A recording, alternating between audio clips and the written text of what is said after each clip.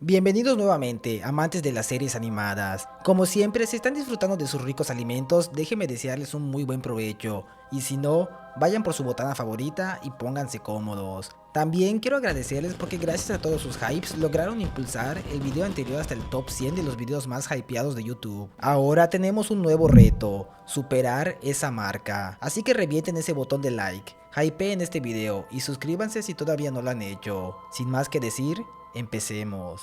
La cámara desciende desde lo alto hasta encontrarnos con Clarence, Jeff y Sumo, jugando cerca de la casa del árbol. Los tres se divierten lanzando una piedra mientras intentan atraparla. Jeff la mantiene en posesión durante mucho tiempo, así que Sumo decide ir directamente contra él para quitársela. Sumo se lanza con todo, pero en lugar de caer sobre su amigo, termina abalanzándose sobre un perro que descansaba tranquilamente en el bosque. Clarence y Sumo se acercan al animal y rápidamente se encariñan con él, mientras Jeff mantiene su distancia, completamente paranoico por todas las enfermedades que podría tener un perro desconocido. Aunque esa preocupación le dura poco, porque incluso termina tomándole cariño. Como saben que seguramente pertenece a alguien, deciden colocar afiches por todo Averdale para encontrar a su dueño. Sumo es el encargado de preparar los afiches, pero al hacerlo escribe "cuidado con el perro fantasma". El afiche sale volando con el viento y termina aterrizando en el patio trasero de Joshua, quien inmediatamente queda intrigado por ese misterioso perro fantasma. Mientras tanto, los tres llevan al perro en secreto al patio de Clarence y se quedan esperando junto al teléfono con la esperanza de que alguien llame para reclamarlo. Pero como nadie aparece, Clarence propone algo mucho mejor: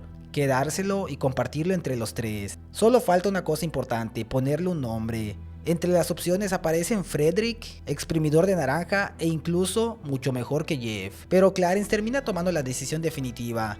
A partir de ese momento, el perro se llamará Chimenea, simplemente porque siente que ese nombre le queda bien. Durante los siguientes fines de semana, Clarence, Jeff y Sumo comienzan a compartir su tiempo con Chimenea. Clarence y Sumo aprovechan para jugar con él, correr y divertirse, mientras Jeff se encarga de algo completamente diferente: someter al pobre perro a una limpieza exhaustiva. Los tres terminan disfrutando muchísimo de tener una mascota juntos, aunque Jeff todavía no consigue quitarse una preocupación de la cabeza. Chimenea sigue siendo un perro perdido y en cualquier momento su verdadero dueño podría aparecer. Clarence intenta tranquilizarlo con una de sus particulares frases: "Cuando la vida te arroja un frisbee, tú..." Pero ni siquiera consigue terminar porque Sumo le arrebata el frisbee de las manos y lo lanza. Sumo le dice a Jeff que vaya por él, así que Jeff sale corriendo junto a Chimenea para atraparlo.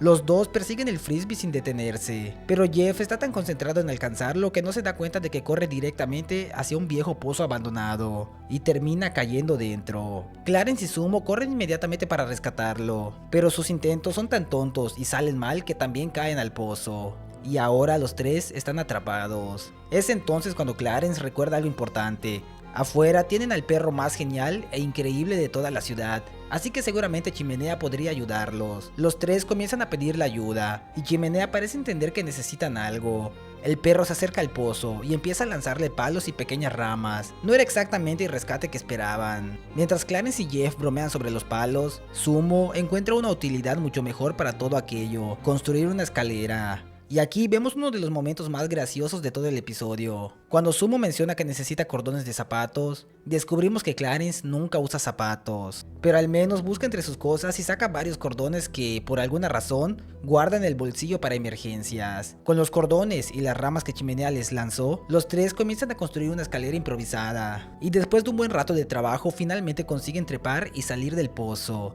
Después de semejante aventura regresan a casa de Clarence, donde los tres se sientan tranquilamente a comer pizza. Clarence ya está pensando en su siguiente gran proyecto y propone construir una escalera que llegue hasta la luna. En ese momento finalmente se dan cuenta de algo bastante importante: Chimenea ya no está. El perro ya está bastante lejos de ellos. Chimenea parece viajando sobre un tren acompañado de Joshua, quien está completamente convencido de que finalmente encontró al famoso perro fantasma. Joshua disfruta felizmente de la compañía de su nuevo amigo mientras ambos continúan su viaje sobre el tren, aunque la felicidad le dura poco.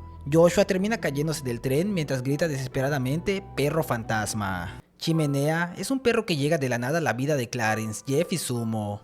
A partir de ahí todo es miel sobre hojuelas. El perro es perfecto para ellos, porque puede ser salvaje y jugar sin límites con Sumo, pero al mismo tiempo es lo suficientemente obediente y tranquilo para que incluso Jeff termine encariñándose con él. Pero para mí, este capítulo nos habla principalmente de la impermanencia. o sea, de entender que nada dura para siempre. Chimenea llegó a sus vidas prácticamente por accidente, y de la misma manera terminó marchándose, sin siquiera darles la oportunidad de despedirse. Esta idea tiene mucha importancia dentro de la filosofía budista, donde se plantea que todo lo que forma parte de nuestra vida está sujeto al cambio. Las cosas aparecen, se transforman y eventualmente desaparecen. Y nuestro error muchas veces está en comportarnos como si aquello que nos hace felices tuviera la obligación de quedarse para siempre. Y Jeff, curiosamente, parece ser el único consciente de esto.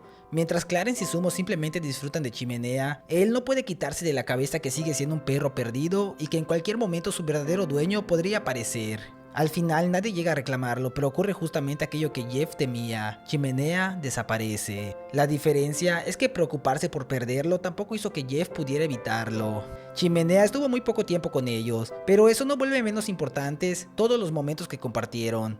A veces algo puede durar años, unos meses o incluso unos cuantos días, y aún así tener un enorme valor. Que algo termine no significa que nunca debimos disfrutarlo. También es interesante ver cómo Chimenea era un perro tan bueno que los niños depositaron toda su esperanza en que él los salvaría cuando quedaron atrapados en el pozo. Y si bien podríamos decir que efectivamente los salvó, no sucedió de la manera que ellos esperaban. Clarence, Jeff y Sumo querían que Chimenea entendiera perfectamente la situación, fuera por ayuda y regresara con alguien capaz de sacarlos. Pero Chimenea hizo algo mucho más simple: comenzó a lanzarles ramas. Al principio parece que el perro no entendía absolutamente nada, hasta que Sumo observa todas esas ramas y encuentra una solución. Si Chimenea no puede traerles ayuda, entonces utilizarán lo que sí les está dando. Juntan las ramas, Clarence utiliza los cordones que llevaba consigo, y entre los tres construyen una escalera para salir.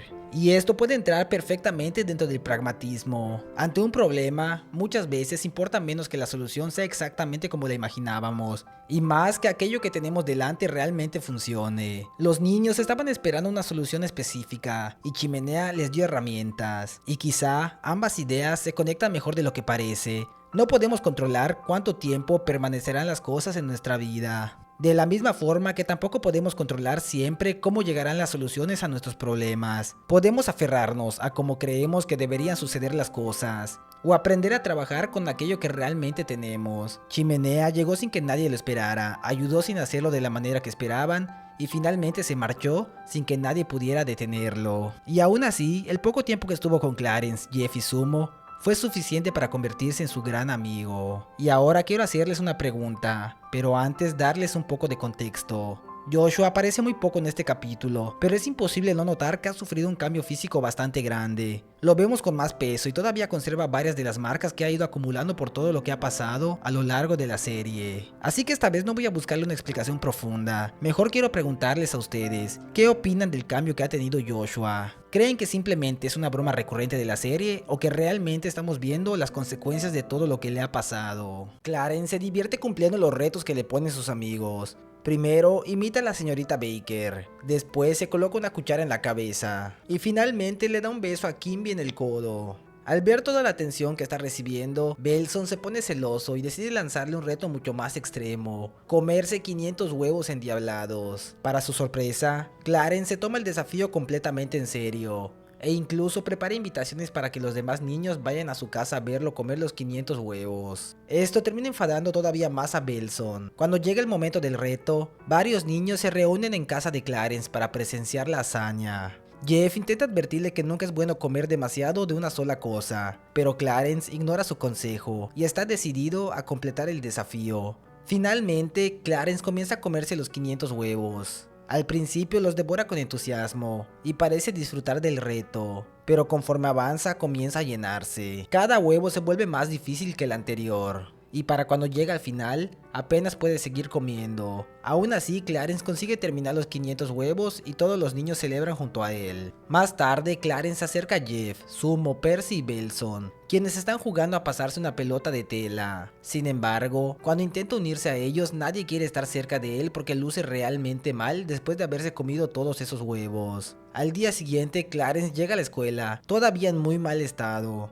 Intenta sacar un Clarence dólar, pero se da cuenta de que prácticamente todos lo están ignorando. El único que no parece preocupado es Belson, quien asegura que él ya hizo lo mismo hace mucho tiempo. Clarence entonces arroja al suelo todo lo que llevaba dentro de su mochila mientras busca una bocina. La señorita Baker nota el estado en el que se encuentra y le recomienda ir a ver a la enfermera, pero Clarence se niega y simplemente se sienta en su lugar. Inmediatamente todos los niños que estaban sentados cerca de él comienzan a alejarse. Al ver la situación, Jeff propone un plan. Desde la cafetería se comunica con Sumo para pedirle que vaya con él, pero Sumo termina perdiéndose dentro de los conductos de ventilación. Clarence escucha la conversación a través de walkie-talkie y se da cuenta de que Jeff está tramando algo, así que comienza a perseguirlo hasta meterse también en los conductos. Finalmente logra encontrarse con Sumo, pero Clarence aparece detrás de ellos y estornuda, contagiando a prácticamente todos. Poco después, los niños hacen fila esperando su turno para entrar a la enfermería. Mientras tanto, Belson estaba preparado para superar a Clarence comiéndose 600 huevos revueltos, pero ya no tiene oportunidad de hacerlo. Debido al enorme brote de enfermedad, la escuela termina cancelando las clases por el resto de la semana. Irónicamente, todos los niños terminan felicitando a Clarence por haber conseguido varios días sin escuela. Belson es un personaje bastante cuestionable, y cada vez que un episodio le da algo de protagonismo lo demuestra. En este caso, todo empieza porque ve que Clarence está recibiendo la atención de los demás, y claramente eso le molesta. Pero aquí quiero hablar de algo más específico que simplemente sentir envidia. Existe una diferencia entre la envidia benigna y la envidia maliciosa. La primera aparece cuando vemos que alguien tiene algo que nosotros queremos y utilizamos esa incomodidad para intentar mejorar. Básicamente, si tú pudiste conseguirlo, yo también puedo hacerlo.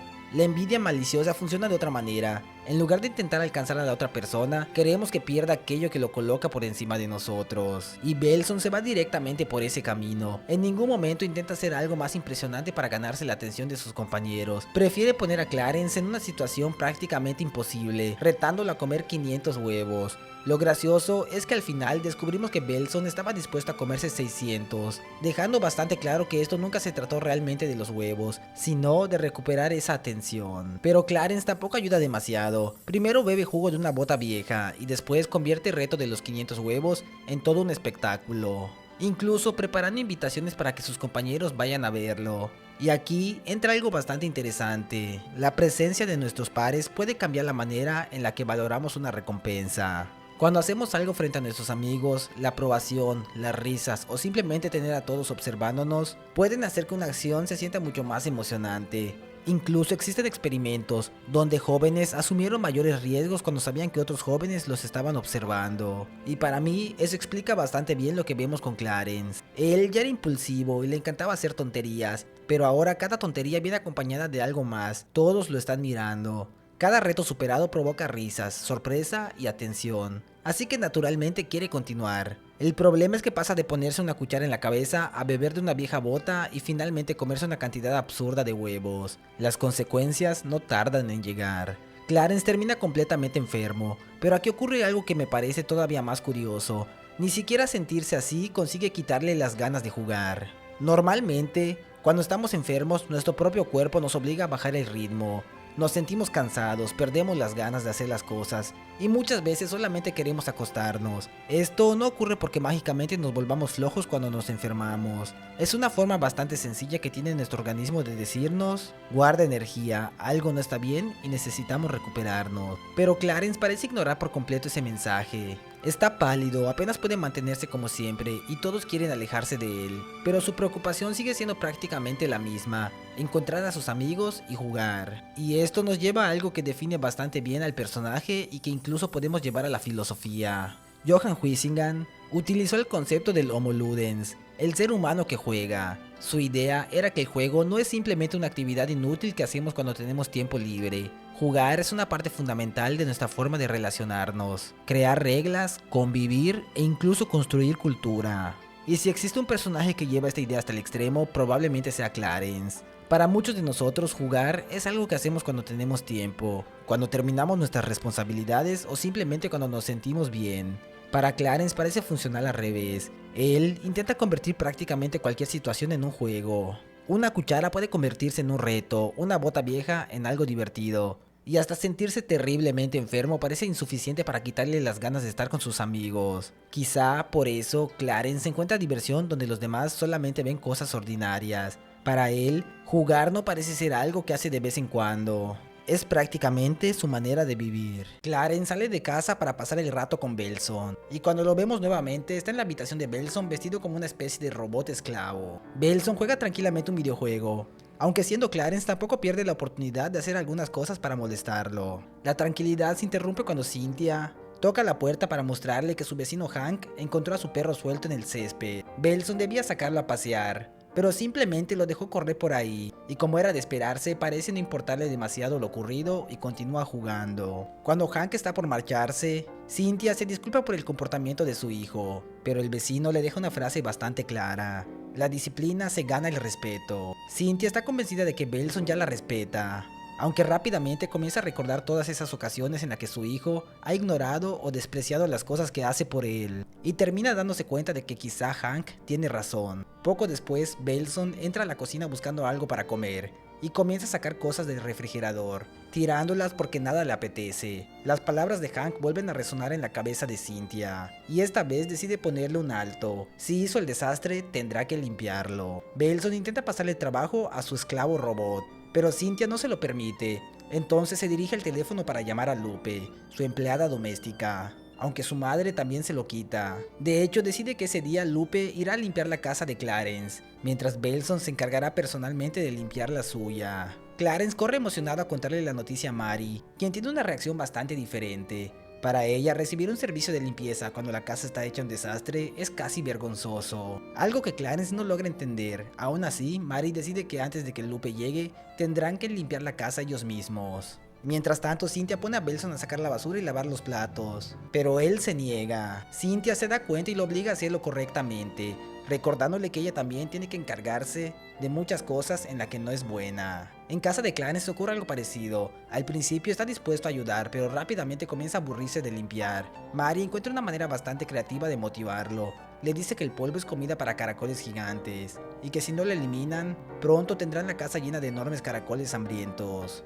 Eso es suficiente para que Clarence vuelva al trabajo completamente emocionado. Belson, por su parte, se queda sin baterías en su consola portátil y sube a buscar unas nuevas. Al pasar frente a su habitación descubre algo terrible para él. Cynthia está jugando en su computadora y acabando con todos los personajes de su videojuego. Belson intenta detenerla, pero su madre le dice que no dejará de jugar hasta que termine de limpiar la cocina. De pronto, Belson descubre una motivación increíble para trabajar mucho más rápido. Mientras saca la basura, vuelve a encontrarse con Hank, quien le explica que ayudar en casa es importante.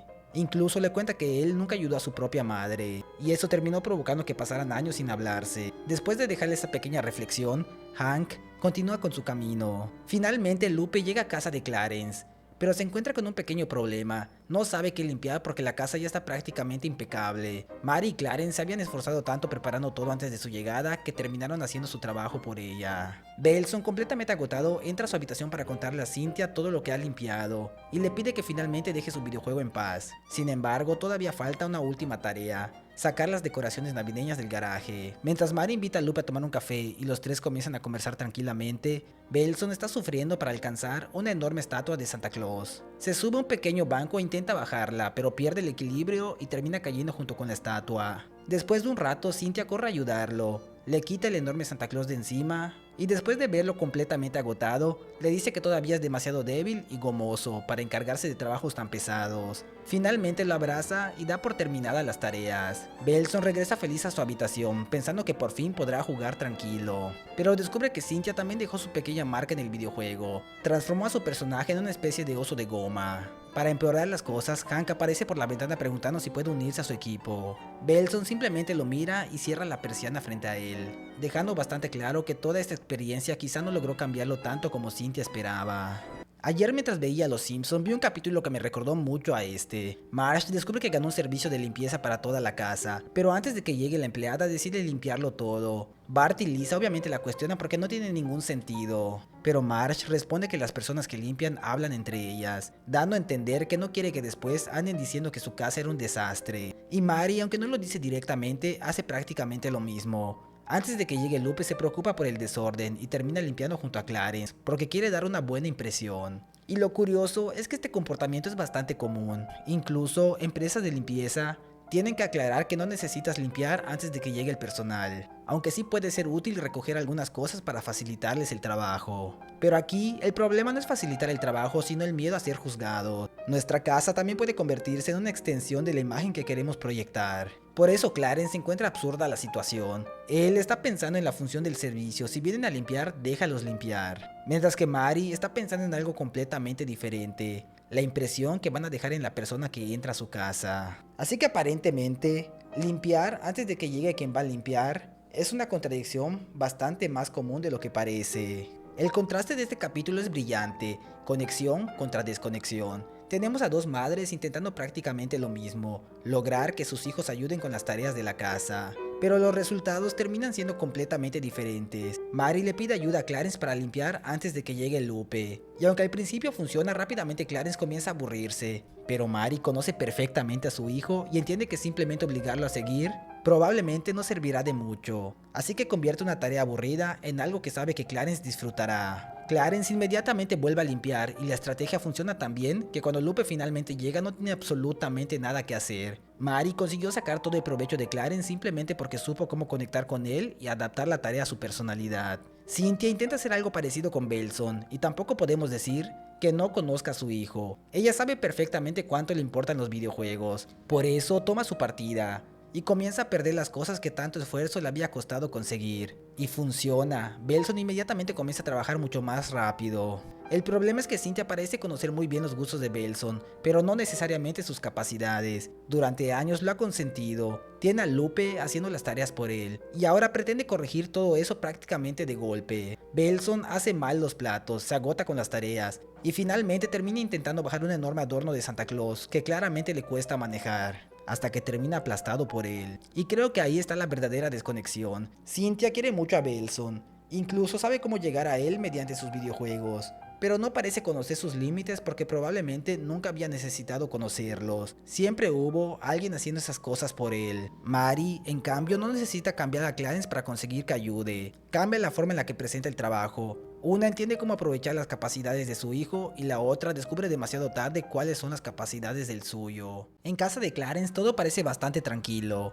Chad está en la cocina preparando la comida. Mary disfruta de un libro en el sofá y Clarence se entretiene saltando la cuerda. La calma dura poco cuando Chad y Mary comienzan una absurda discusión sobre si ella se está borgando la nariz. Sin embargo, en medio de la conversación, Mary escucha una voz bastante familiar afuera de la casa. Es Dilys, la madre de Mary, quien acaba de bajar de un taxi y se acerca directamente hacia ellos. Con solo escucharla, Mary entra en pánico y comienza a ordenar rápidamente todo lo que encuentra. Incluso intenta evitar que abran la puerta, pero Chad termina haciéndolo. Dilys entra completamente emocionada de verlos, mientras Mary claramente no comparte el mismo entusiasmo. Para empeorar las cosas, Dilys confunde a Chad con Damian, obligando a Mary a explicarle que Damian se fue. Durante la cena, Dilys prácticamente no deja de hablar. Chad aparece con un pastel de carne y está dispuesto a cortarlo utilizando su espada samurái.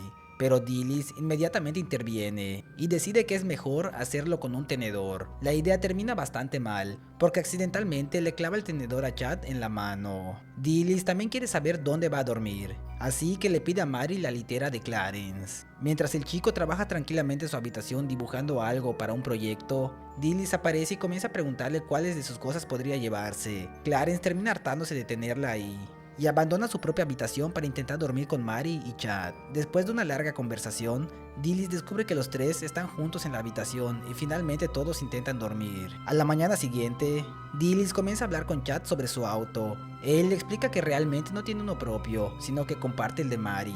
Dilys menciona que Damian tenía un hermoso sedán azul. Mientras tanto, Mary habla por teléfono intentando mantener la calma, aunque su ojo comienza a temblar por la desesperación de escuchar a Dilys hablando sin parar. Clarence, por su parte, está trabajando en un proyecto junto a sus compañeros. Incluso ellos terminan sufriendo las consecuencias de la visita, porque Belson necesita ir al baño, pero se niega a hacerlo después de que se topa con Dilys. Chad termina tomándose bastante en serio aquella conversación sobre el auto y decide comprarse uno propio. Dilys tampoco deja tranquila a Mary, llegando incluso a interrumpirla mientras se está bañando, simplemente para contarle todas las cosas de su vida con las que no está de acuerdo. La paciencia de Mary está llegando al límite. En otro momento escucha el ruido de la televisión y se dirige hacia la sala. donde descubre que todo está completamente desordenado. Dilys intenta explicarle cómo terminaron las cosas así, pero antes de que Mary pueda procesarlo aparece Chad, emocionado para anunciar que acaba de comprarse un auto. Mary no se alegra precisamente, en lugar de eso se enfada con Chad porque considera que comprarlo era completamente innecesario. Y todavía faltaba algo más.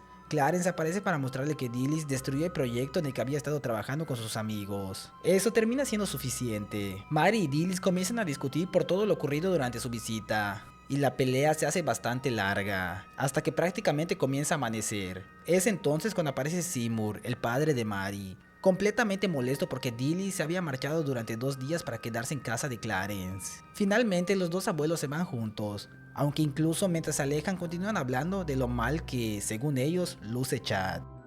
La fortaleza mental de Chad es impresionante. Durante prácticamente toda la visita, Dilys lanza comentarios bastante hirientes hacia él. Critica su apariencia, lo trata casi como un desconocido, lo compara constantemente con Damian, e incluso termina clavándole accidentalmente un tenedor en la mano. Y aún con todo eso, Chad mantiene su actitud positiva. Pero eso no significa que los comentarios no le afecten. Cuando constantemente nos comparan con otra persona, podemos terminar utilizando a ese individuo como una especie de referencia para evaluar nuestro propio valor. Dilys menciona que Damian tenía un hermoso sedán azul, y poco después Chad, que hasta ese momento estaba perfectamente cómodo compartiendo el auto de Mary, decide comprarse uno propio. Y eso es interesante porque Chad no cambia completamente su personalidad, ni explota contra Dilys. Su reacción es mucho más sutil. Intenta compensar aquello en lo que le hicieron sentir inferior. Hasta una persona tan positiva como Chad puede terminar cediendo cuando una misma comparación golpea suficientes veces. Ahora, viendo a Dilys, es imposible no pensar que estamos frente a una versión adulta de Clarence. En él resulta gracioso y hasta divertido verlo actuar impulsivamente, hablar sin filtro y provocar situaciones incómodas sin darse cuenta. Sin embargo, cuando vemos prácticamente el mismo comportamiento en Dilys, deja de ser divertido y comienza a ser molesto. Y la diferencia está en algo bastante sencillo. Clarence es un niño que todavía está aprendiendo a reconocer los límites de los demás. Dilys es una adulta que parece no haber aprendido del todo dónde terminan los suyos. Durante su visita invade constantemente el espacio de la familia. Entra cuando Mary se está bañando, interrumpe conversaciones, opina sobre su relación con Chad, critica sus decisiones e incluso invade el espacio de Clarence. Probablemente no hace nada de esto pensando quiero hacerles daño. De hecho, parece querer genuinamente a su familia. Pero tener buenas intenciones no elimina las consecuencias de nuestras acciones. Mary lo demuestra perfectamente. Desde que escucha llegar a su madre comienza a ponerse tensa, y conforme pasan las horas, cada comentario, interrupción y crítica se va acumulando. Y es ahí cuando podemos observar que Mary cada vez está más estresada, hasta que finalmente explota. Y ahí está la gran diferencia entre Dilys y Clarence. Cuando Clarence cruza un límite podemos entender que todavía está creciendo y aprendiendo. Cuando un adulto hace exactamente lo mismo durante años, las personas que lo rodean terminan pagando las consecuencias. Dilys probablemente nunca quiso lastimar a su hija, pero este capítulo demuestra perfectamente que para hacer daño no siempre necesitas tener malas intenciones. Muchas gracias por llegar hasta el final. Si te ha gustado el video, recuerda dejar tu valioso like, hypearlo y suscribirte si aún no lo has hecho, que todo eso ayuda muchísimo a que el canal siga creciendo. También te invito a darle una oportunidad a las otras series que tenemos en el canal. Estoy seguro de que alguna te va a sorprender. Por mi parte, eso sería todo. Soy Limbert Sánchez y nos vemos hasta la próxima.